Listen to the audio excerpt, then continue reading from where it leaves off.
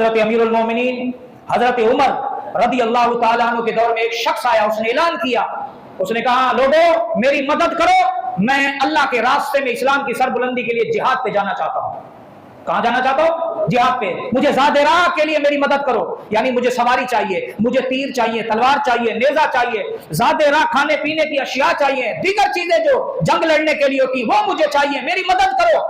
हजरत अमीरुल मोमिनीन रज़ी अल्लाह ताला अन्हु ने जब सुना कि एक शख्स इस तरह का ऐलान कर रहा है, आपने उसे बुलाया और एक अंसारी साहबी को, यानी जो मदीने में रहने वाले थे उनको अंसारी साहबी कहते हैं, और जो मक्का से हिजरत करके आए थे उन्हें मुहाजिर साहबी कहते हैं, अंसारी साहबी को बुलाया। आपने फरमाया ऐसा करो कि इसको अपने साथ ले जाओ, इसको अपने साथ ले जाओ और इसको मजदूरी पर रखो। कुछ दिन बाद आपने उस अंसारी साहबी को बुलाया और उसको बुलाया जो जिहाद पे जाने के लिए लोगों से ताउन की अपील कर रहा था।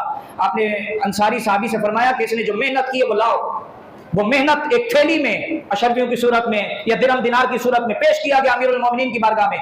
आपने उस शख्स को बुलाया, आपने फरमाया ये तुम्हारी उजरत है, अब इससे तुम चाहो तो इन पैसों से तुम जिहाद पे सामान खरीद के जाओ, या इन पैसों से तुम अपने घर में रहकर अपने अहले खाना का पेट पालो।